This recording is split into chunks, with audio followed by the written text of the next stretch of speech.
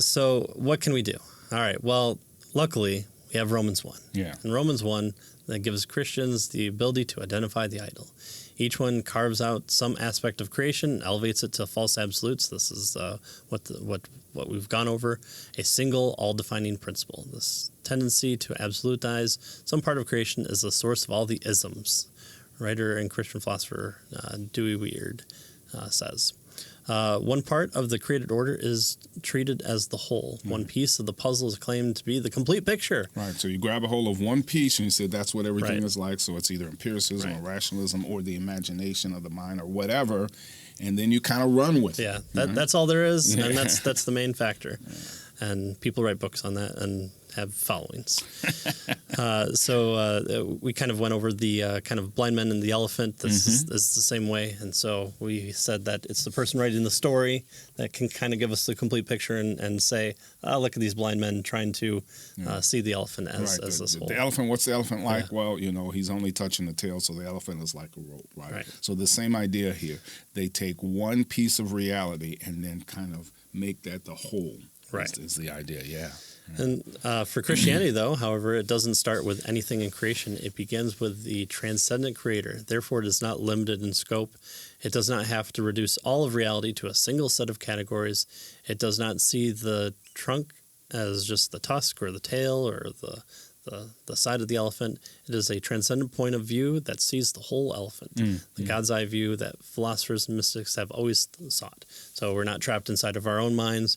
We're able to make sense of the world. We're able to be able to do science and reason and logic and be creative.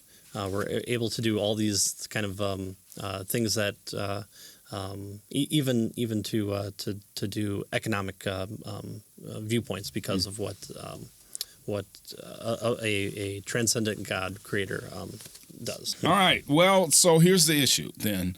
So we throw all these things out because they're no good? Well, of course not, right? She says the philosophies that we've been learning in this book form the backbone of all of Western thought. The ideas that inform every subject area, every academic discipline, every profession. So, and she says, other subjects areas draw from this same well. But we don't need to throw them out, right? She says that students have sometimes told her that the main message they get from reading books on apologetic is everyone else is wrong, right? But she says as Romans 1, a Romans 1 approach offers a refreshing alternative because a counterfeit God is something within creation. It leads people to focus on that aspect of creation, which means that they are likely to uncover some genuine truths, right? Because it is something that is in creation, right? And so she says, so she goes over some of these various isms, right? Some of these various idols, and she says that there's truth in some of them, right? I mean, in all of them, actually. Materialism, she says, is partly right because God did create a material universe, right? In fact, not only that, but he pronounced that it was good. All right, so materialism at least has that, there's something good in there. Rationalism gets something right because God did create the world with a rationally knowable structure, right? So there's no problem. Empiricism gets some things right because God did create a world with a sensory dimension, right?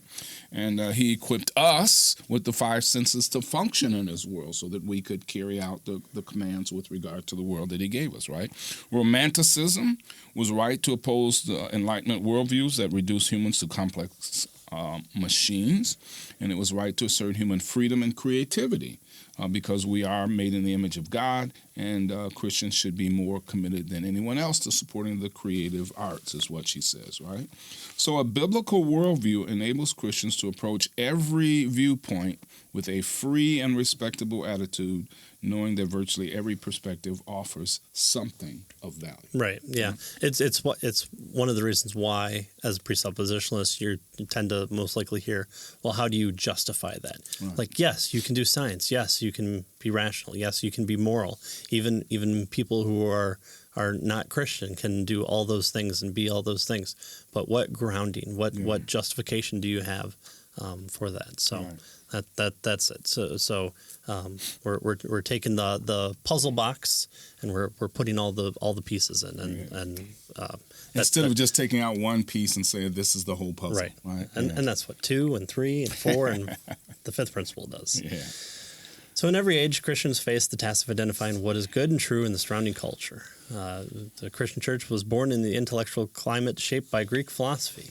The challenge for the church fathers was to design a strategy for addressing that highly literate but pagan culture, stifling thoughts and prevailing ideas. They found much more than they had to reject as contrary to the Bible. And she goes on to say that the church fathers also passed on a phrase they borrowed from the Old Testament, that they kind of like took plunder from the Egyptians. So metaphorically, the phrase came to mean appropriating the best of pagan society, including art and scholarship. So can Christians make art? Yes, but how do we make that art? Follows from biblical principles. The first colleges were born out of Christianity. Many of our scientific discoveries, the survival of the fittest, the different scientific methods seem to have stemmed from a belief in an ultimate creator rather than in creation in of itself. Right. So these scientific principles came out of a worldview that said that there was a creator that had these various principles in terms of how the creation worked. Right. Yeah. Right. And she goes on to explain a good kind of dialogue here with Paul in Acts 17 on Mars Hill. Very important. I would highly suggest getting this book and going over that, because that seems to be a big point for us presuppositionalists on how to kind of approach this kind of don't answer or these 5 principles in so practice. The basic idea here is you kind of enter into their worldview, their perspective, and then based on that, you show them how how the limits to it, right? Right. And then you bring them back to Christianity. Right.